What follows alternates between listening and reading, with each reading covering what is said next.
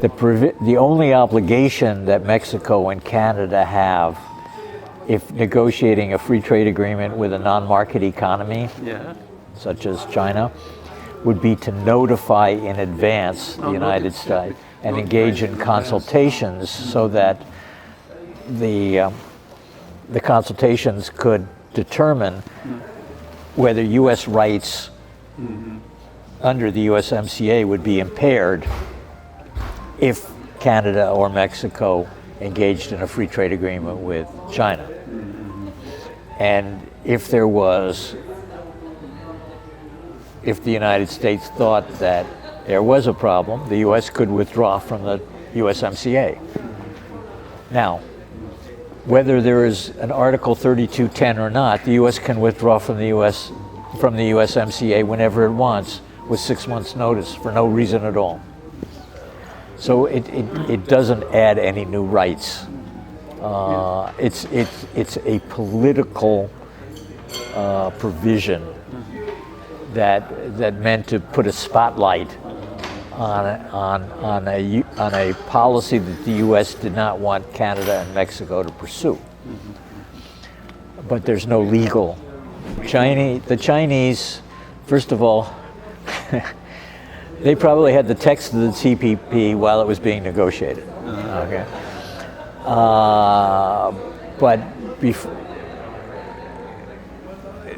they undertook extensive investigation of extensive analysis of the TPP provisions and benchmarked the TPP requirements against current Chinese practices.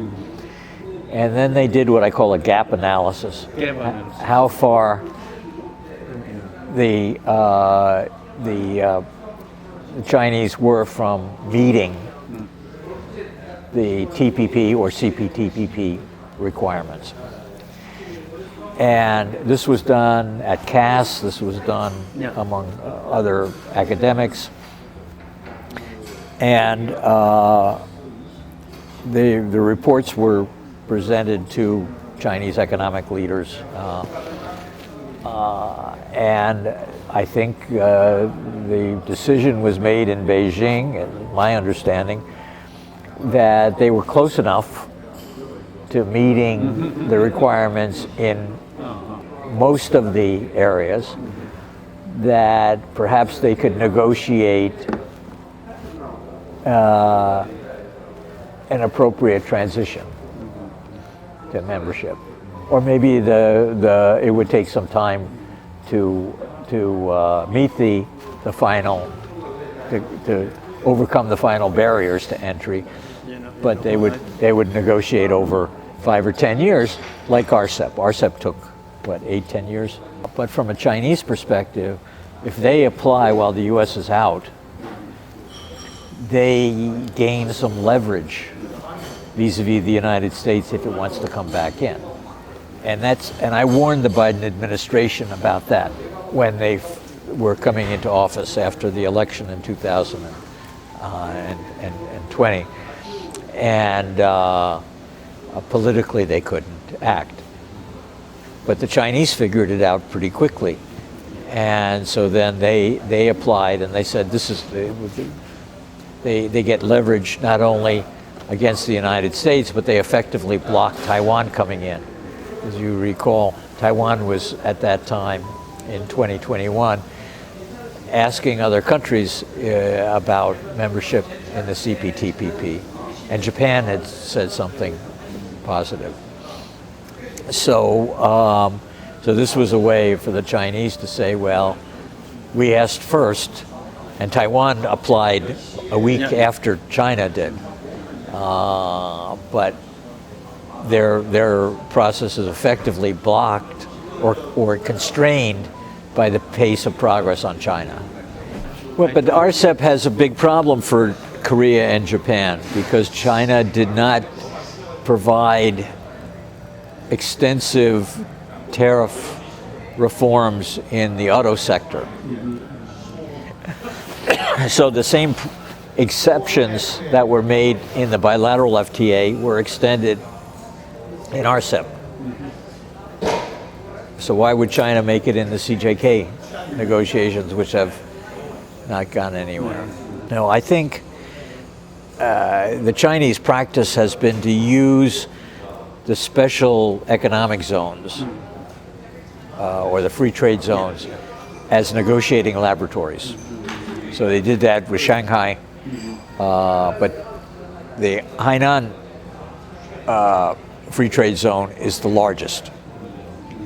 And my understanding is it has special importance to Xi Jinping.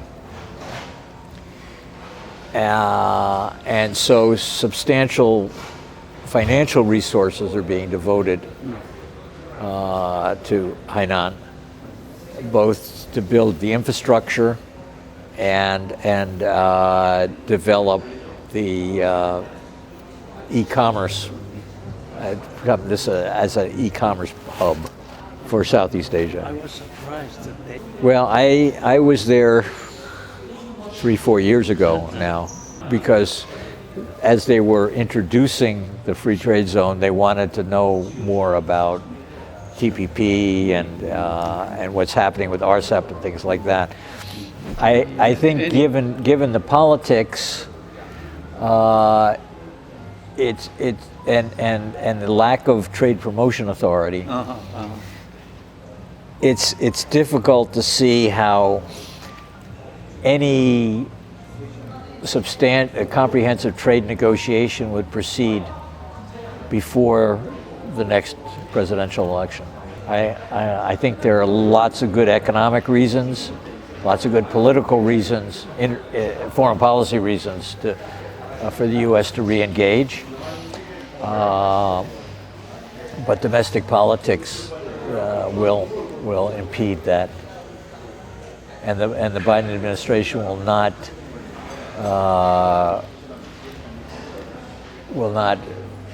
invest heavily in a trade initiative that is opposed by the progressive wing of its party, of the Democratic Party. The U.S. is not taking. U.S. has re-engaged in WTO discussions, but it is not reinvested. So it's there, it's participating, but it is not putting its money where its mouth is, as we say. You probably have a similar. You have to have a similar saying in Korean, right?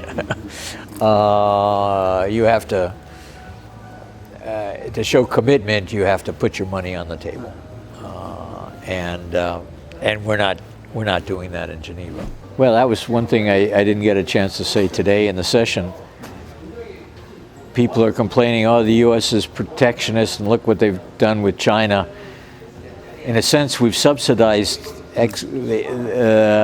U.S. imports from ASEAN and other countries where the trade is diverted to Vietnam or Indonesia, and that would have come from China and now comes from those countries who can sell in the U.S. market because the Chinese competition is impeded by the trade war tariffs. So in a sense, we're basically giving preferences to developing countries in Asia at China's expense. Well, in terms of economic relations, rcep continues, and Korea, Japan, and China are all involved in that. The trilateral CJK talks weren't going anywhere very fast, so if China tried to slow them down, I'm not sure anyone would notice.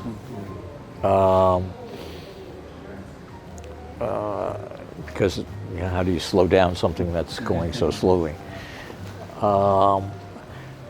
No, I guess the concern would be if actions are taken against a specific firm or sector, or informal boycotts are issued as in the past, that would be a concern. I think the most direct possibility would come if, with regard to Micron sales in the Chinese market that are being restricted. It's actually just a small share of Micron's productions in China are being blocked. Yeah. And so the question would be whether Samsung and SK Hynix would supply similar product to that offered by Micron to the affected Chinese entities, government entities. And it's such a small share of the business that it may not be worth the risk for SK Hynix and Samsung to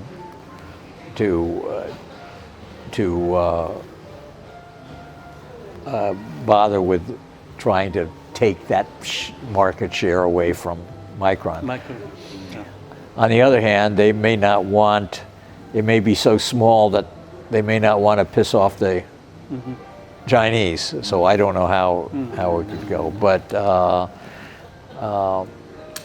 if it was all of Micron and it was a start of a wave of Chinese retribution against U.S. investors in China, then that would be a serious problem. The Chinese reaction was a sort of a retaliation for U.S. actions, and it was very small. So it was quite a restrained signal to the U.S. side. I'm not sure it's in their interest to try to broaden the conflict to include Korea. Okay. I don't think there's anything that really has changed fundamentally since the leaders met a month ago, and what can be done, if anything, to mitigate the problems created for Korean firms in China.